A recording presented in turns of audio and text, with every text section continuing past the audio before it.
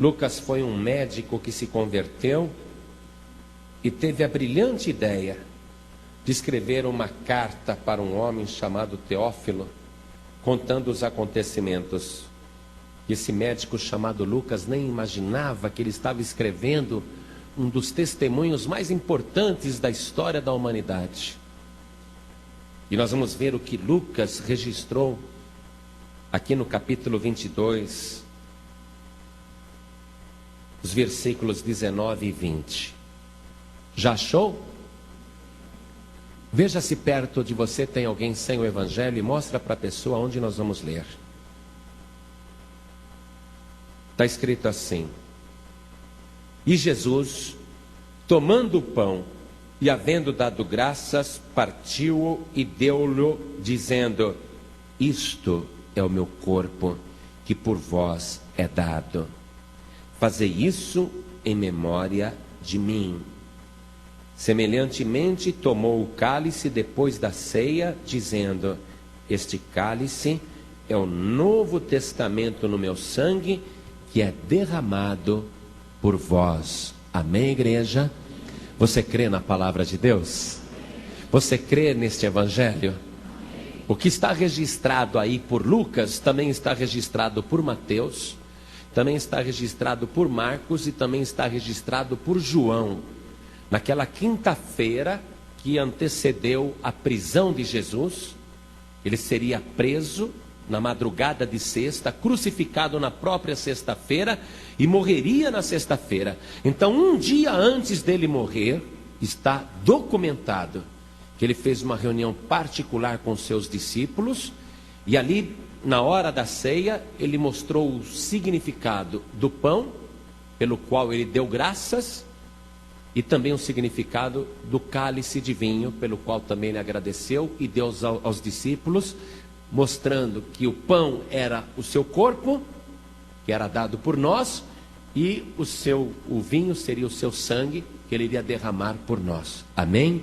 Então ele está consciente que vai morrer no dia seguinte, e ele está já se entregando. Olha só que coisa tremenda. Antes de se entregar na cruz, antes de se entregar aos soldados, porque ninguém o prendeu, ninguém conseguiu prendê-lo, porque na hora que os soldados chegaram lá no Getsemane, estando escuro, eles perguntaram: quem é Jesus? E Jesus disse: sou eu. E quando Jesus falou sou eu, eles caíram por terra. Nenhum soldado prendeu Jesus, Jesus se entregou.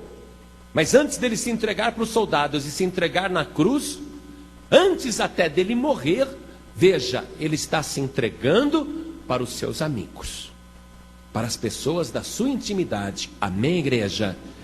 Você é amigo de Jesus? Então Jesus está se entregando por você também, aqui nesta ceia. Então desocupe as tuas mãos e vamos dar a melhor salva de palmas para a palavra de Deus. Vamos homenagear Jesus pela entrega que ele está fazendo, consciente que ele vai morrer, mas ele está se entregando por nós. Aplaude mais ainda. Enquanto você aplaude, abre a tua boca e diga glória a Deus, porque ele merece que você diga glória, glória, glória. O que ele está fazendo merece que você o glorifique, que você aplauda mais ainda e diga glória, glória, glória. Ah, Senhor, recebe o louvor da tua igreja, porque tu és digno de toda a honra, de todo louvor e de toda a glória. Unge-nos agora para pregar a tua palavra. Toma o nosso lugar e que não sejamos nós a falar, mas que o Senhor fale através da nossa boca. Use os nossos lábios agora e que a tua palavra vá e produza o resultado para o qual está sendo mandada, em nome do Senhor Jesus. Amém. Diga amém, Jesus. Oh, glória. Senta, por favor.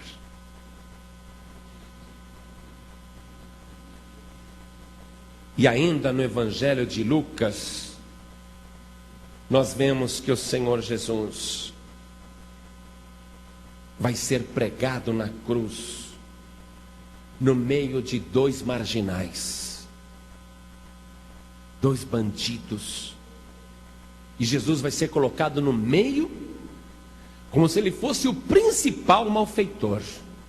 Veja aí no Evangelho mesmo de Lucas, no capítulo 23, no versículo 33. Todos os evangelhos dão esta mesma localização para a crucificação de Jesus. Está escrito assim: e quando chegaram ao lugar chamado a Caveira, ali o crucificaram e aos malfeitores, um à direita e outro à esquerda. Quem está no meio é o principal.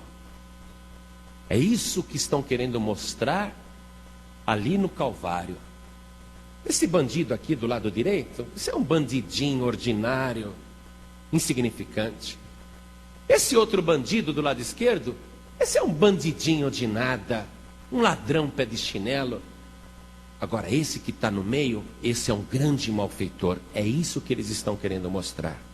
E ali Jesus foi crucificado. E nós vamos ver agora, porque Jesus disse o seguinte: para nós celebrarmos a ceia em memória dele.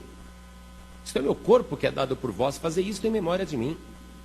Então ele pediu para a gente trazer na memória o que ele fez. E em dia de Santa Ceia é o dia em que a gente tem que entender bem o que ele fez, trazer na memória.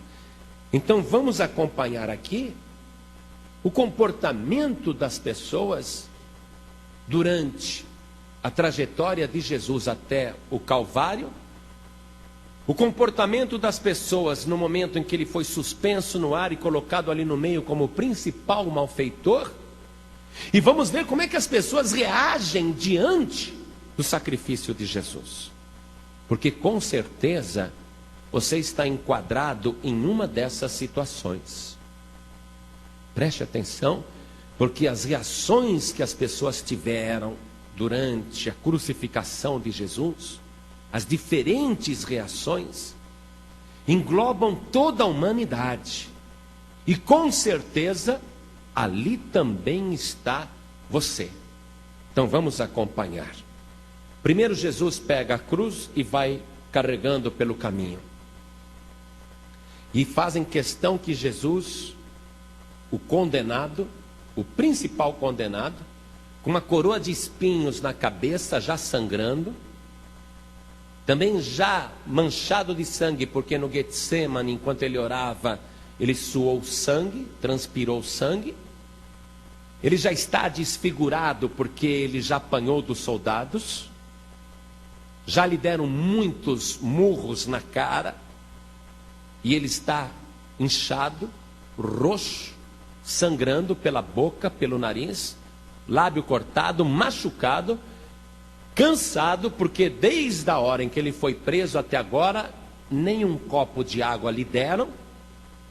Desde o começo da madrugada de sexta-feira, quando ele foi preso ainda no escuro, até agora, quase 9 horas da manhã, quando ele está indo para o Gólgota, depois de ter sido açoitado muitas vezes nas costas, ele está exausto, não consegue carregar.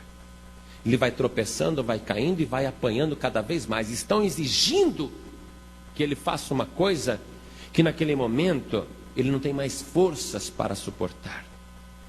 Então pegam lá um curioso chamado Cireneu. Dizem que era um homem de cor, e tomara que seja mesmo. Tomara que seja um homem de cor. Dizem que este Cireneu foi convocado pelos soldados a carregar a cruz para Jesus. E o Evangelho confirma que esse homem foi carregando. A princípio ele era um curioso, mas aquele curioso foi levado para o centro do acontecimento. E esse Cireneu aqui, ó, ele leva a cruz de Jesus nas costas, e ele vai atrás de Jesus. Pastor, por que você falou tomara que ele seja um homem de cor? Tomara, porque você sabia que os arianos, especialmente durante a Segunda Guerra Mundial, com o fanatismo de Hitler, eles diziam que os negros não tinham alma? Você sabia que durante a escravidão aqui no Brasil, os escravos, os negros, eram judiados com a permissão da igreja, porque a própria igreja dizia que os negros não tinham almas, porque eles podiam ser escravizados e torturados? Por isso que eu estou dizendo, tomara mesmo que este Simão Cireneu realmente seja negro, porque foi uma honra espetacular. O homem que estava ali entrar na história da humanidade para carregar a cruz de Jesus. Um privilégio tremendo. E para nos mostrar também que Jesus Cristo não morreu só pelo branco ou pelo ariano, mas ele morreu por toda a humanidade, seja branco, seja negro. O seu sacrifício na cruz do Calvário é por todos.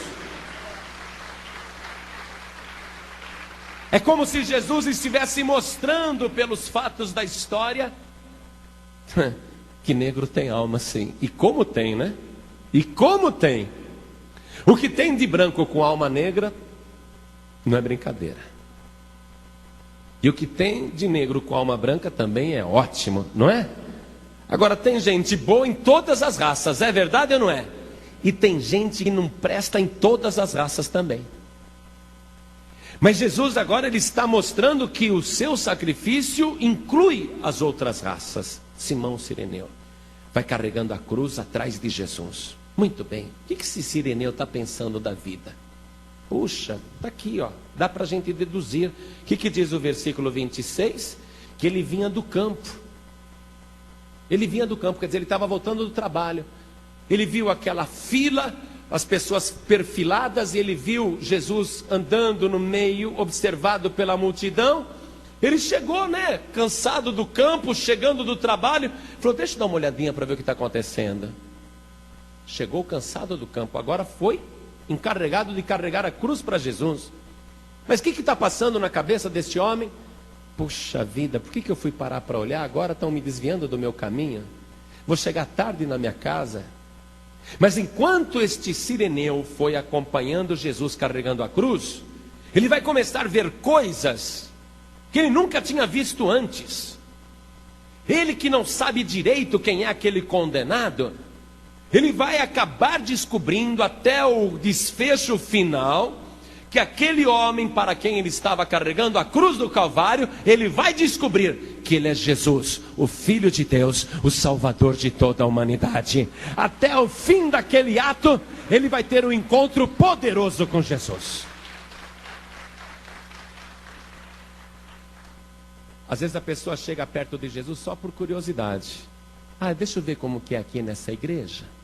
Puxa, nunca entrei numa igreja dessa, deixa eu entrar para ver como que é a reunião. Tem alguns curiosos aqui. Chegaram por chegar. Ué, a porta está aberta, não é? É aquela história, sabe por que o cachorro entra na igreja? Por quê? Porque a porta estava aberta. A pessoa entra na igreja por quê? Porque a porta está aberta. Mas eu não quero mudar de religião, eu já tenho a minha igreja. Eu entrei aqui porque eu vi a cadeira vazia e eu senti vontade de entrar e curioso entrei.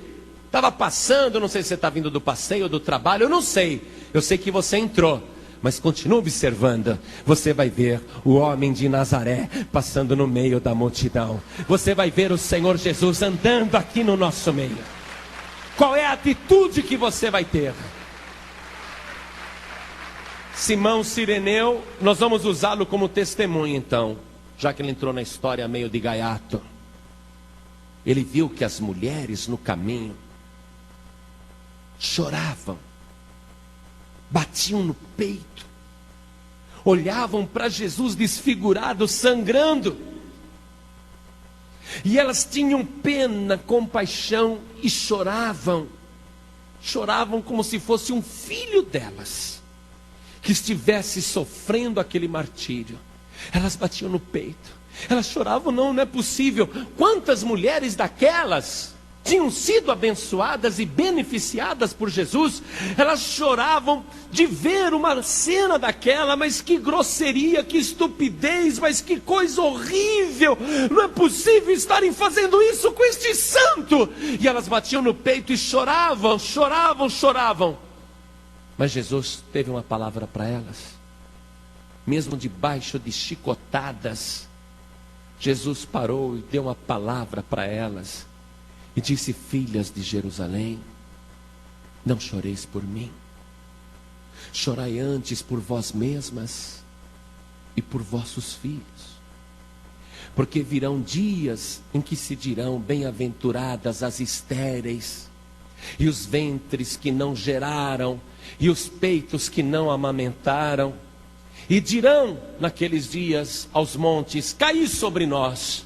E aos outeiros dirão: cobri-nos. Porque se ao lenho verde fazem isso, olhem para mim, se ao lenho verde fazem isso, o que não farão ao lenho seco? Jesus estava querendo dizer, em primeiro lugar, que não é para ter pena dele. Amém? Não é para ver Jesus como coitadinho, porque ele não está ali contra a sua vontade. Não é para chorar por causa do sofrimento dele, ainda que nós fiquemos compadecidos, enternecidos e comovidos. Jesus está dizendo: chorem por vocês mesmos, chorem pelos vossos filhos, porque as profecias estão se cumprindo, e vai chegar um tempo em que haverá grande tribulação na terra, e as pessoas vão querer morrer. As pessoas vão querer que os montes caiam sobre elas, e elas irão pedir a morte, tamanha aflição que haverá na terra. Porque se estão fazendo isso comigo, que sou um lenho verde, o que não vão fazer com vocês, lenhos secos? Para que serve um lenho seco? Para queimar numa fogueira. Jesus está dando uma palavra a respeito do inferno. Quem tem ouvidos para ouvir, ouça. Então, meu amigo, minha amiga, meu curioso, minha curiosa, não fique aqui enternecido com pena de Jesus, mas tenha pena da tua própria vida. E ao invés de ficar lamentando, chorando, tendo pena de Jesus, diga: Senhor, eu sei que ninguém te prendeu, eu sei que o Senhor não foi morto nem assassinado, eu sei que o Senhor morreu por mim na cruz do Calvário, eu sei que o Senhor fez isso por minha causa, eu sei que o Senhor é o lenho verde, o lenho que tem vida de verdade. E ele continua, Simão Cireneu, talvez o negro, atrás. E Jesus continua andando debaixo de chicotadas, até chegar lá no Monte Calvário. Esse monte está lá fora da cidade velha de Jerusalém, dentro da cidade nova, dentro do perímetro urbano, mas fora da cidade histórica, da cidade que Jesus viveu, que ele visitou várias vezes. Porque a profecia dizia que o cordeiro teria que ser morto fora da cidade. E esse monte Calvário, ele tem uma formação rochosa, onde as rochas que faltam parecem os olhos de uma caveira, a boca de uma caveira, o nariz, os furos do nariz de uma caveira. E ali no alto daquele monte, que é o lugar mais visível de fora da cidade, por onde todo mundo passava, eles colocam Jesus para ser crucificado ali. Porque os romanos e também os religiosos, os judeus, querem mostrar o fim de quem ousa enfrentar o poder dominante. Eles querem que Jesus fique ali num local bem visível, bem público, para que vejam o castigo de quem se atreve a ser como Jesus. Ele é uma lição. Ele está exposto ali à curiosidade pública, e qualquer pessoa que passar agora vai vê-lo. Então nós já vimos que ele foi levado até ali e foi crucificado nesse lugar chamado a Caveira, tendo dois malfeitores ao seu lado, um à direita e outro à esquerda, e ele no meio, como se ele fosse o principal. E aqui no versículo 35, nós vemos o início do versículo dizendo assim: e o povo estava olhando. O povo estava olhando. Oh, vai ter crucificação, hein? Eles vão pendurar, eles vão matar 3 hoje. Vamos assistir? Passatempo de gente sádica. Olha, eu vou te falar uma coisa, não me leve a mal não, mas muda esse costume. Quando você vê acidente na rua, na estrada, no caminho, não fica olhando, não para olhar. Deus não se agrada disso. Deus não gosta que a pessoa fique ali numa cena mórbida, curtindo a desgraça, curioso pela desgraça. A gente vê que às vezes a 23 de maio não anda. Puxa, deve ter tido um acidente lá na frente. Não anda. E quando a gente chega no local do acidente, o acidente não é nessa pista, é na pista vizinha. Só que todo mundo aqui nessa pista passa devagarinho para ficar olhando lá a pessoa morta, a pessoa esfacelada. Todo mundo quer ver, para o carro, vai olhar. Foi com esse espírito que as multidões olhavam para Jesus, curiosas pela tragédia, para ver sangue. Você sabia que depois de terem feito isso com Jesus, mais tarde, iriam fazer com os cristãos? Eles iriam pegar as pessoas que acreditavam em Cristo, homens, mulheres, crianças, idosos, iriam jogar nas arenas, e as pessoas iam encher as arquibancadas para verem os leões devorarem os cristãos. Sabia disso? Deus não se agrada com esse tipo de coisa. Mude esse teu costume de ficar olhando tragédia, porque fizeram isso com o povo de Deus e com o próprio Cristo, como se nós fôssemos um espetáculo para o mundo. E quando você vê um acidente, uma pessoa morta, você não tem que chegar lá e ficar olhando, não, porque aquela morte é um triunfo do diabo, é um triunfo de Satanás, porque a morte existe graças ao diabo, porque não era para haver morte, mas a morte está lá, e você está parando, olhando, e de uma certa maneira rendendo um tributo a Satanás. Uma outra coisa, perca essa mania de visitar cemitério, de ficar entrando. Ah, pastor, lá eu gosto, lá ninguém me incomoda, eu vou, fico passeando no meio das sepulturas. Que é isso? Está parecendo alma penada? Para com esse negócio. Você sabia que os cemitérios são um tributo a Satanás? Porque a morte não era para existir, não era para existir cemitério na terra. Todos os cemitérios representam um triunfo do diabo. E quer que eu te prove isso? Lá no terreiro, quando baixa o misifio, e ele fala para o caboclo ir lá fazer um despacho, qual o local preferido para despacho? Cemitério, catacumba, sepultura, ossos de gente morta. Aquele endemoniado gadareno que vivia na época de Jesus, aonde ele saía da casa dele, possesso endemoniado, e ia morar aonde? Cemitério. O diabo gosta de cemitério, e você vem me falar que gosta de cemitério também? Você é de Deus ou é do diabo, hein? Eu vou te dizer uma coisa, Deus vai acabar com os cemitérios.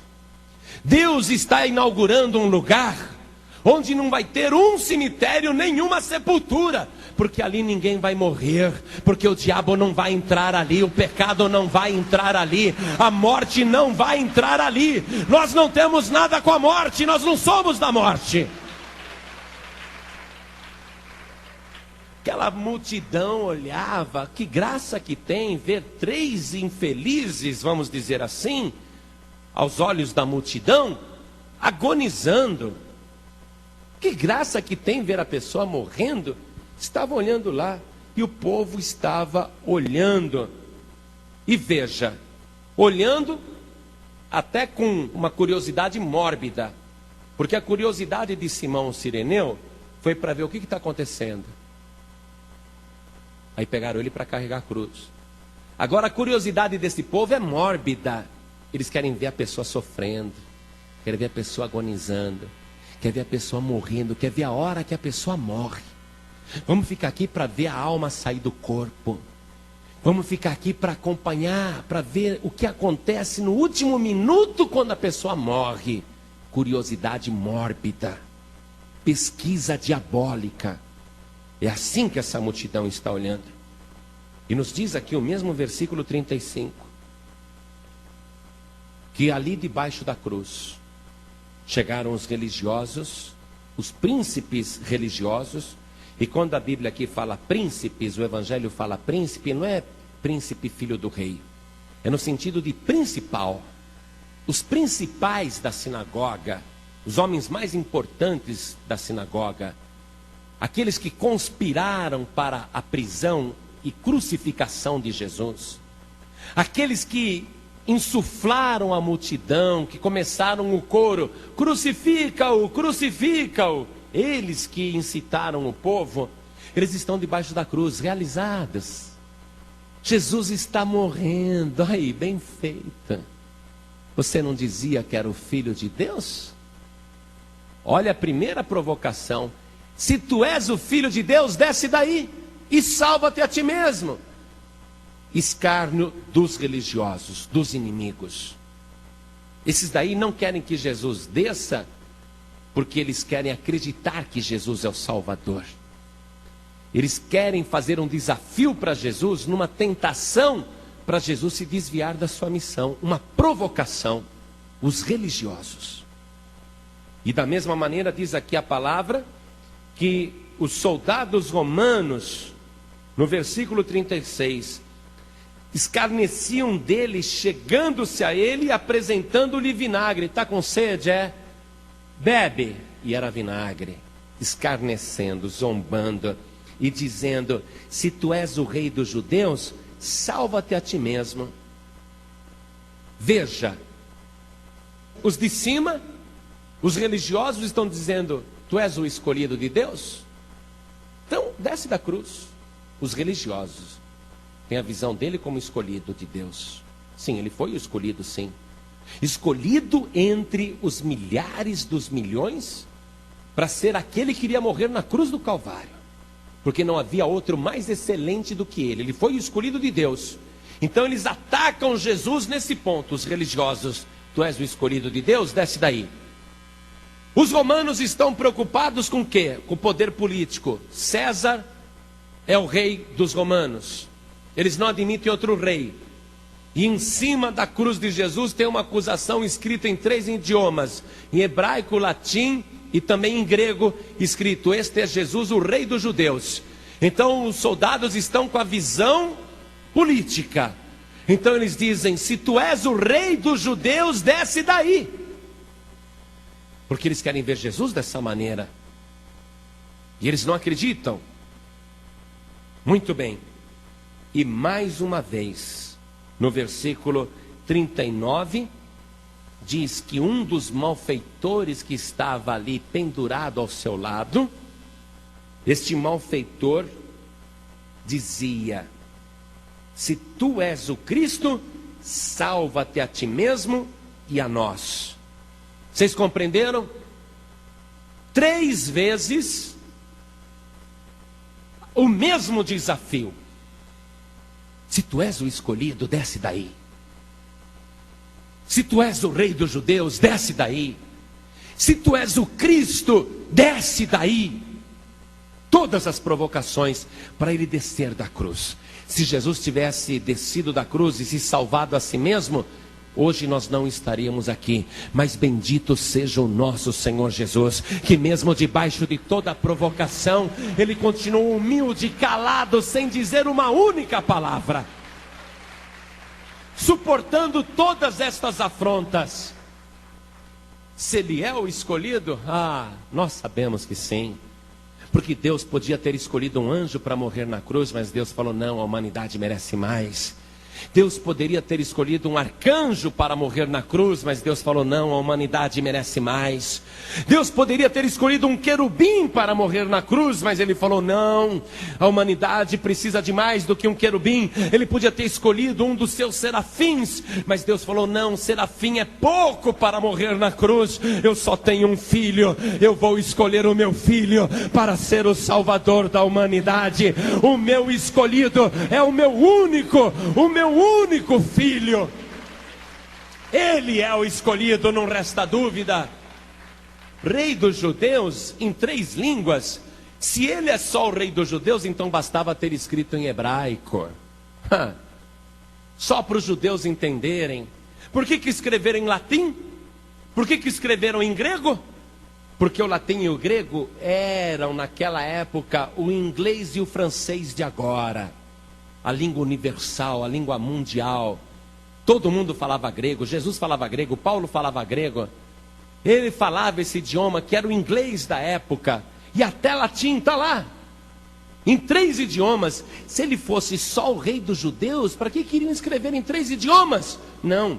estavam escrevendo em todas as línguas do mundo antigo, nas línguas que todos os povos podiam entender, para ficar claro, ele não é só o rei dos judeus, ele é o rei dos reis e o senhor dos senhores, ele é o rei de todos os povos da terra, ele é o rei de todas as nações. E se tu és o Cristo, essa foi a provocação mais profunda, porque o Cristo significava o Salvador sofredor. Se tu és o Cristo, o Messias, aquele que vai nos libertar, então se livra primeiro. Como que o Messias sendo libertador, como que o Cristo sendo libertador, não consegue se libertar a si mesmo? E quem está falando isso? Um prisioneiro. O outro ladrão crucificado ao lado na cruz. Um prisioneiro, duvidando, sendo usado pelo diabo, com o demônio incorporando nele.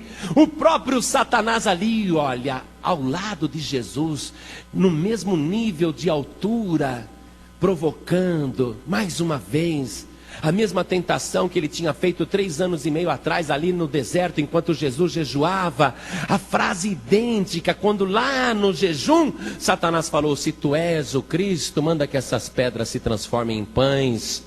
Ele está agora no ouvido de Jesus, o mais próximo possível, usando a boca daquele ladrão, daquele malfeitor, o próprio Satanás dizendo: se tu és o Cristo, porque o único medo do diabo é do Cristo, se tu és o Cristo, desce daí. O diabo tenta convencê-lo a sair dali: se tu és o Cristo, desça.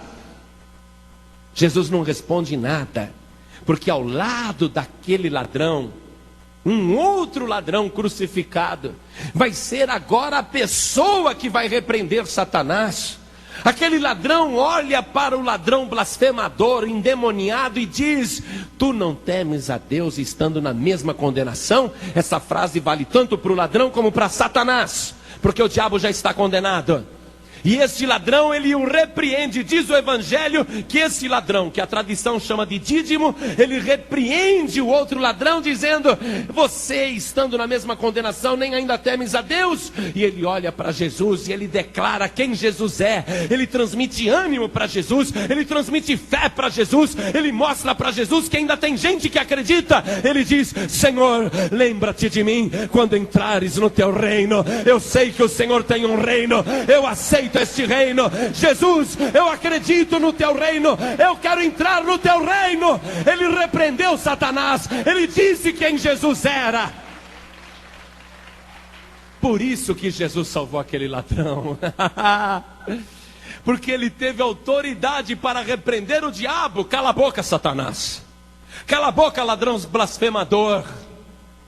E ele mostrou a fé em Jesus. Senhor, até agora todo mundo escarneceu, todo mundo zombou.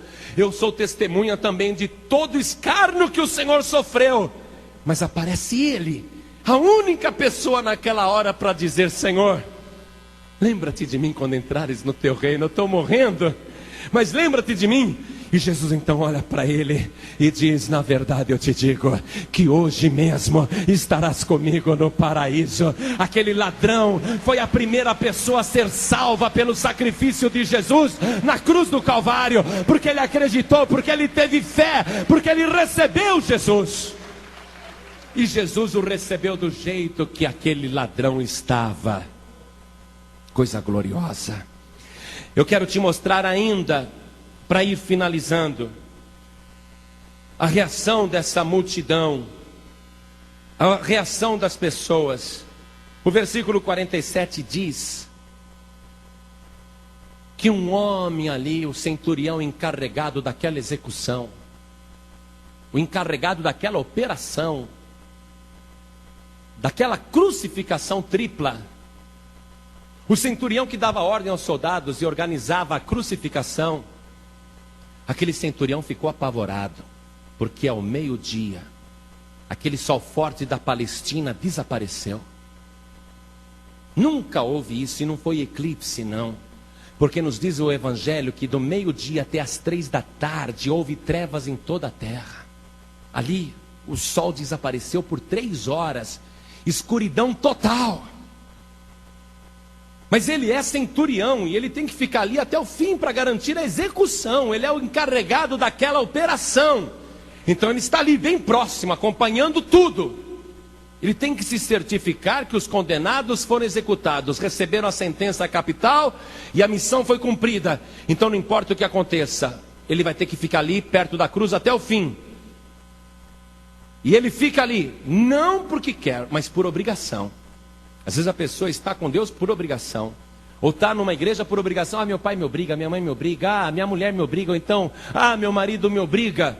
Aquele centurião está ali por obrigação. Obrigação da situação. Ele é o encarregado da missão. Então quando ele vê tudo escuro, 3 horas, nunca vi isso. Naquela hora o Senhor Jesus reúne as suas forças. Ele olha para o céu escuro.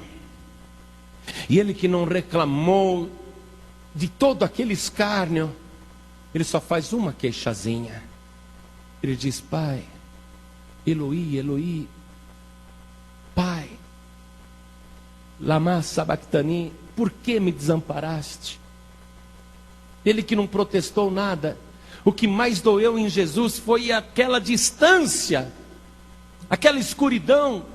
Ele sozinho ali. Agora o que mais doeu, ele saber que o pai não estava mais ali. Por que que o pai não estava mais ali? Por que que o pai tinha desamparado? O centurião romano não compreendeu. Teve gente lá debaixo da cruz que disse assim: olha, ele está chamando por Elias. Eloi, Eloi, está chamando Elias. Vamos ver se o Elias vai aparecer para livrá-lo. Gente só curiosa, gente que está afim só de espetáculo. Mas traduzido, o que Jesus quis dizer foi isso: Pai, por que me desamparaste? O que mais doeu em Jesus foi isso. E por que o pai o desamparou? Por que que Deus fez aquilo? Porque naquela hora estavam sobre o Nazareno todos os pecados de toda a humanidade, desde o pecado de Adão, até os pecados daquela geração má que o crucificava, e ainda os pecados de todas as pessoas que iriam nascer, e de pessoas que ainda iriam pecar, porque o sacrifício que ele estava fazendo era definitivo e eterno. Você sabe o que é toda a imundície e sordidez humana, toda a sujeira da humanidade recaiu sobre uma única pessoa? O Filho de Deus Santo ficou coberto de pecados, todos os pecados caíram sobre ele. E como que o Pai poderia estar perto? Deus não pode ver pecado, Deus não pode contemplar o pecado, Deus é santo. Então Deus realmente se retirou. Deus não ficou observando aquela agonia, não. Os pecados estavam sobre Jesus. E Jesus ficou triste. Ele estava com todos os pecados. Ele sim agora, o maior de todos os pecadores. Ele teve a vida mais santa e elevada que um homem já viveu na terra. Ele poderia ter morrido como um grande santo, ser homenageado até hoje, mas por amor a você, ele preferiu morrer como o pior de todos os pecadores. Ele decidiu morrer no teu lugar para levar todos os teus pecados e te salvar na cruz do Calvário. Aquela cruz era feita para você, os teus pecados estavam ali, mas Jesus resolveu pagar a nossa conta. Ele morreu desamparado. Ele diz para Deus perdoar aquela multidão.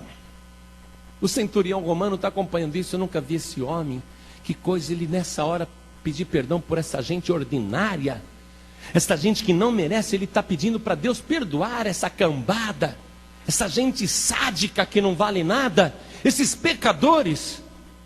O centurião continua acompanhando de perto a questão. E às 3 horas da tarde, com tudo escuro, Jesus diz: eu tenho sede. E mais uma vez lhe entrega um vinagre para beber. E quando ele bebe o vinagre, ele prova, mas não quis beber. Ele diz que cumpriu a última profecia, então ele declara: está consumado. Todas as profecias, está consumado. Tudo que eu tinha que fazer, eu terminei minha obra agora. Está consumado. E dando um grande brado, um grande grito, Jesus disse: Pai, nas tuas mãos eu entrego o meu espírito.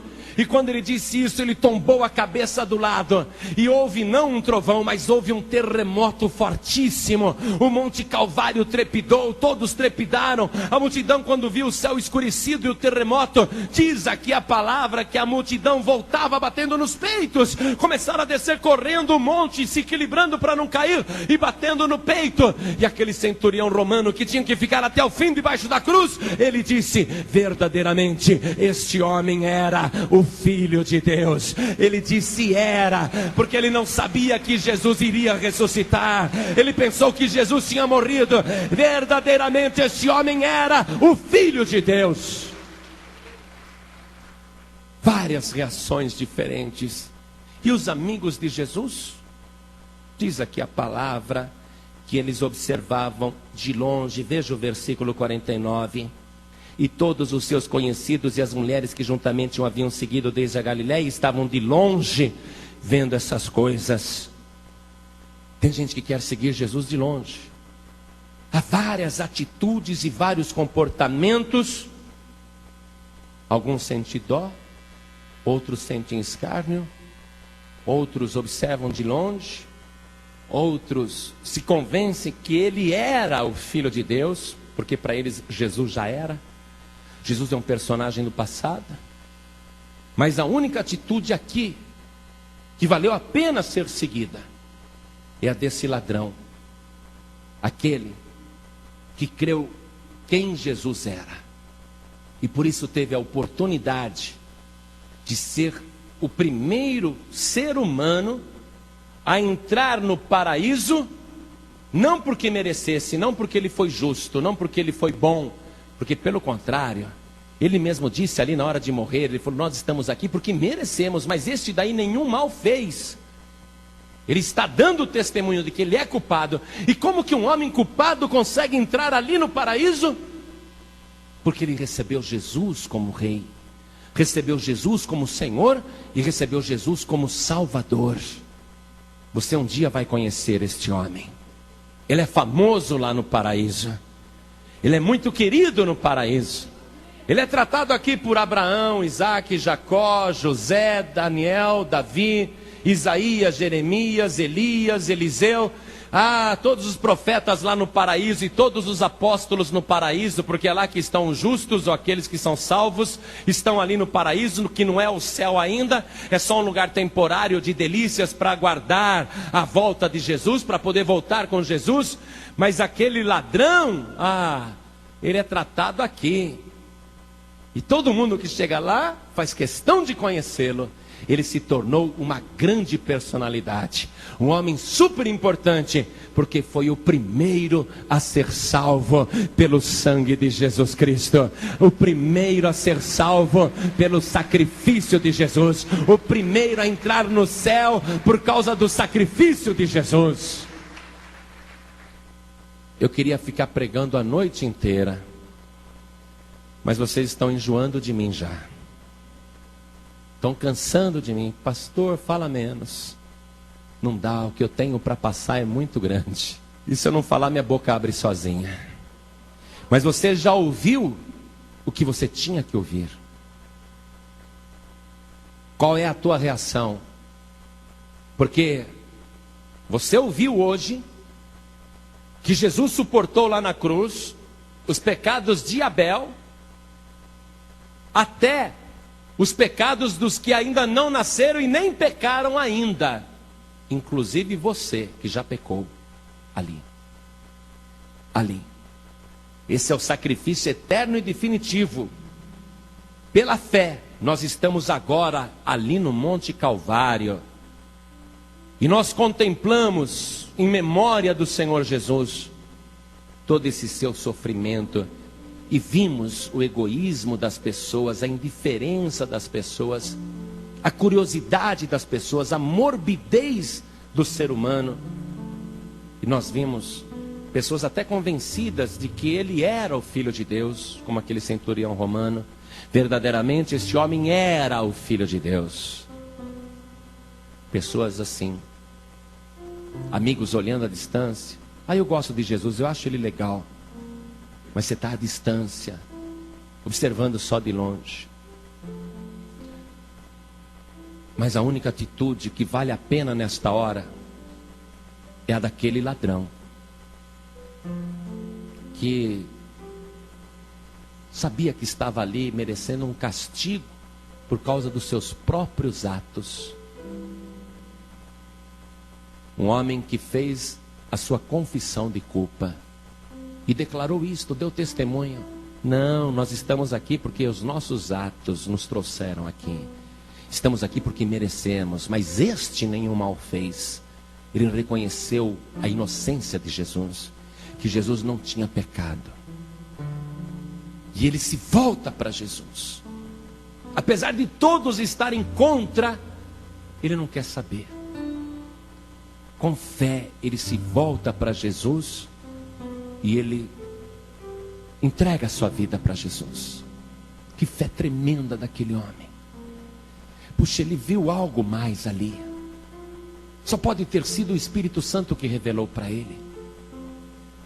Ele viu algo mais e ele acreditou que Jesus não ia morrer ali na cruz, que nada ia se acabar ali na cruz.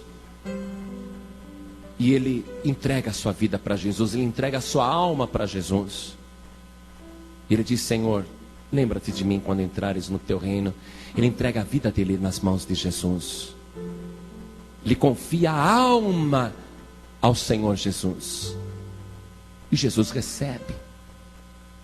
Jesus podia ter falado: ô meu filho, você viveu tão mal, não tem jeito não. Queria te ajudar, mas não dá. E se existisse outro meio de salvar uma pessoa, se reencarnação existisse, Jesus poderia dizer para aquele ladrão: se preocupa não, dessa vez você veio como ladrão, tenta ser melhor na próxima geração, tá? Tenta ser melhor na próxima vida. Você ainda vai reencarnar muitas vezes, não esquenta a cabeça não. Mas Jesus disse: hoje mesmo, você mesmo estarás comigo no paraíso. Aquele homem acreditou no único meio preparado por Deus para uma pessoa ser salva. E é isto que você tem que fazer agora. Não tem outro jeito. Jesus está agonizando. E ele olha para esta multidão. Ele consegue ver gente escarnecendo. Ele consegue ver gente indiferente. Ele consegue ver gente curiosa. Ele consegue ver gente com pena. Ele consegue ver gente que acredita que ele já era. Ele consegue ver também pessoas que o olham como ele verdadeiramente é. E você que está contemplando Jesus como ele verdadeiramente é, o escolhido de Deus, o Cristo de Deus, o Rei dos Reis e Senhor dos Senhores. Você que está vendo Jesus como o Cordeiro de Deus que tira o pecado do mundo, que sabia na quinta-feira que iria morrer na sexta, e que na própria quinta-feira já pegou a sua carne, o seu sangue e deu, se entregou antes de morrer na cruz. Ninguém assassinou Jesus, ninguém prendeu Jesus. Ele está ali porque ele quer. Ele está ali porque ele não tem pecado e ele vai receber os teus pecados. E ele quer receber não só os teus pecados, ele quer receber você, porque os teus pecados já estão lá na cruz. Os teus pecados já estão ali, ele já recebeu os teus pecados. Agora ele quer receber você.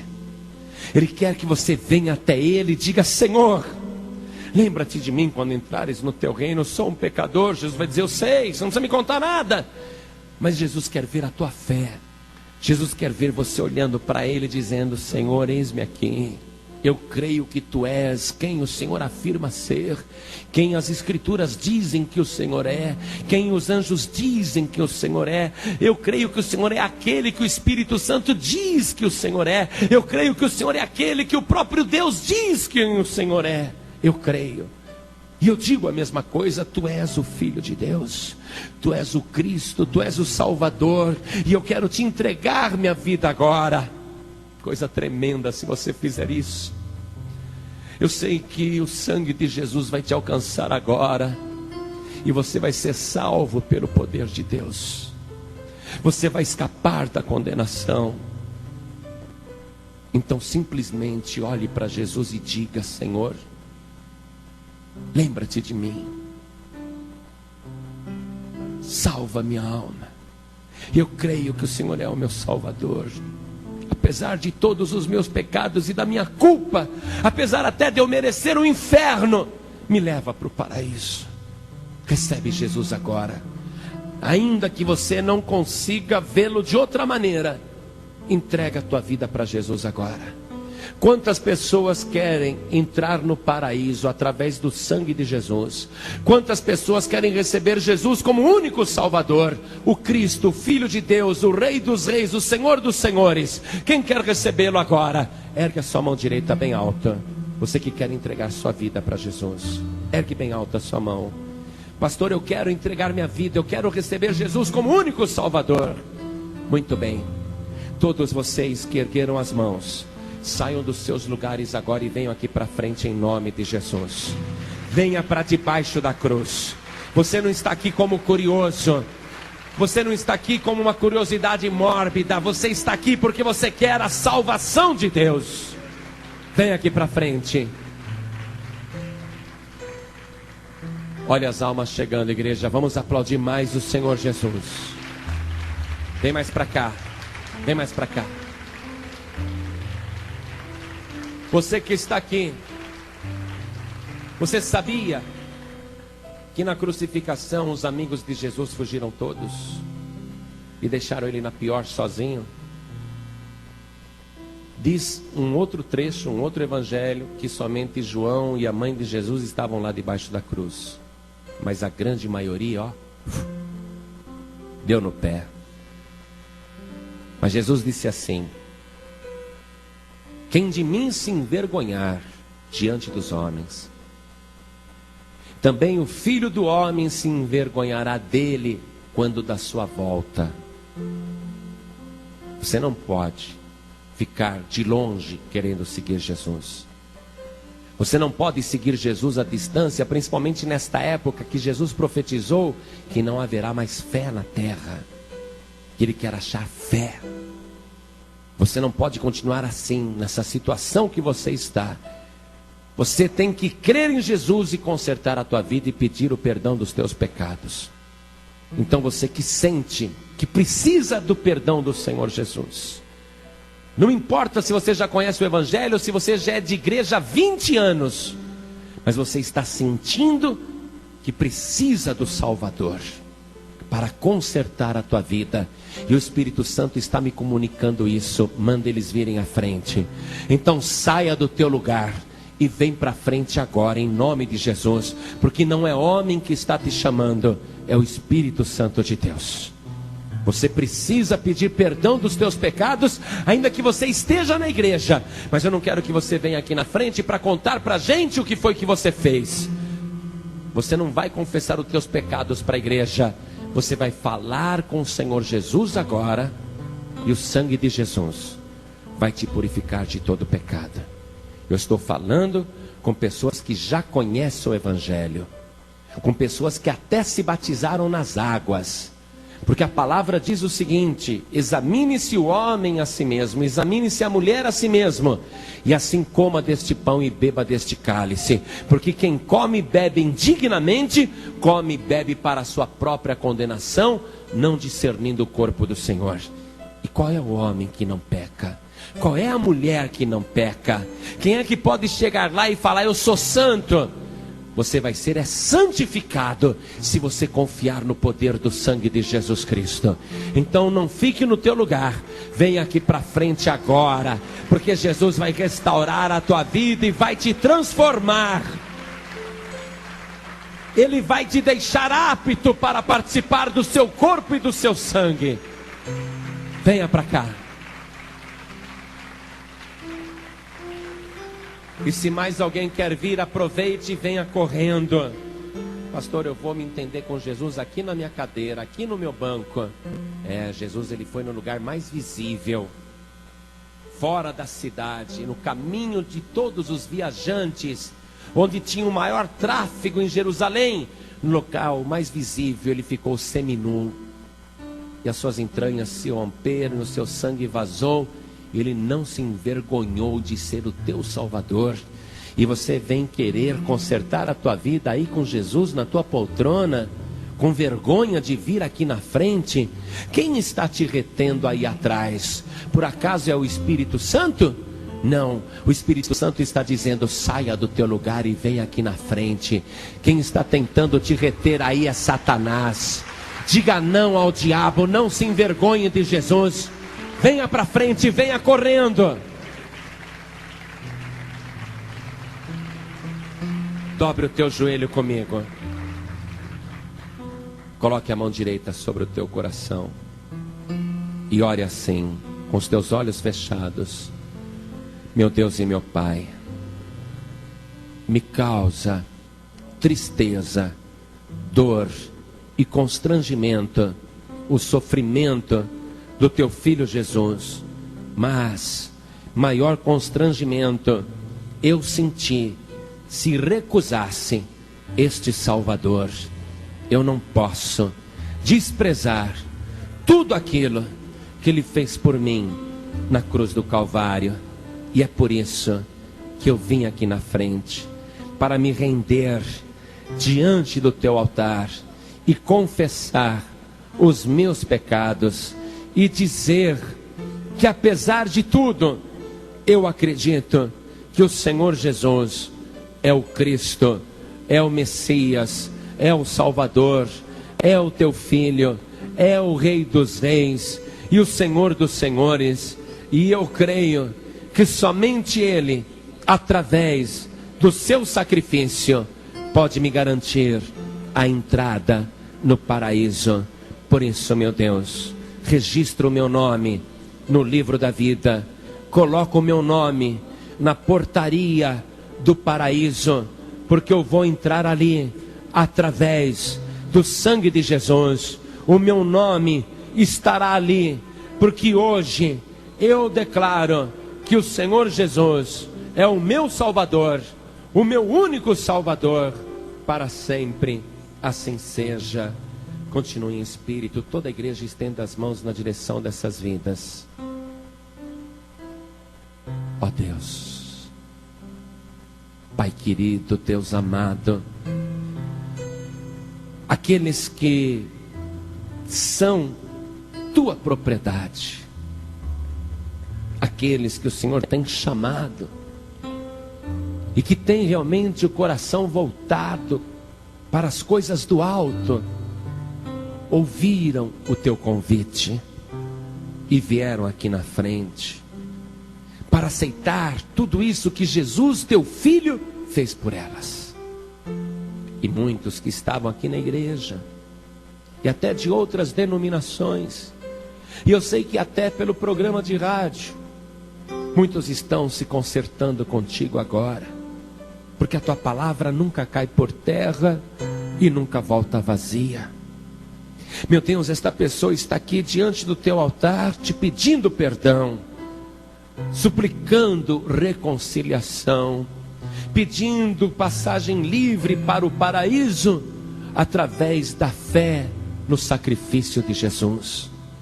E o que essas pessoas estão pedindo, eu sei que pela fé elas estão conquistando. E ainda que não seja hoje que ela vai colocar os pés no paraíso ou na glória, eu sei que se ela ficar firme no teu caminho, fazendo a tua vontade, um dia ela vai contemplar ali aquele lugar de delícias que o Senhor tem reservado para aqueles que te amam, para aqueles que te servem. Então sustenta estas vidas nas suas mãos poderosas. Sim, meu Deus, sustenta o teu filho, a tua filha, e não deixa esta pessoa perecer. Não deixe ela desfalecer, não deixe ela ser condenada nem enganada, porque nós sabemos que nestes últimos dias a apostasia vai aumentar, as heresias vão se multiplicar, os falsos profetas vão seduzir a muitos. Mas o teu filho, a tua filha sabe quem é o seu Salvador, ela sabe em quem está acreditando. Então segura esta pessoa contra o erro, segura esta pessoa contra o engano, sustenta esta vida firme no teu caminho. E quando chegar o dia da partida, ela vai ouvir o teu filho Jesus dizendo: ainda hoje estarás comigo no paraíso. E quando chegar o dia da volta do teu filho Jesus, ela vai ouvir a trombeta sendo tocada pelos teus anjos nos 4 cantos da terra. E antes que ela possa dizer glória a Deus, o seu corpo será transformado no abrir e piscar de olhos. E ela vai dizer este glória nas nuvens dos céus. Ah, meu Deus, nós cremos nisso, é a nossa fé, e é pela nossa fé que nós somos salvos, pela nossa fé no sangue de Jesus. Purifica as nossas vidas de todo o pecado, em nome de Jesus, assim seja. Amém, Senhor. Diga amém, Jesus. Diga graças a Deus. Amém. Se levante agora. Diga graças a Deus. Diga amém, Jesus. E vamos dar uma grande salva de palmas por aquilo que Jesus fez na tua vida. Aplaude mais, isso, mais ainda. E diga glória a Deus. Oh glória. Amém, Jesus.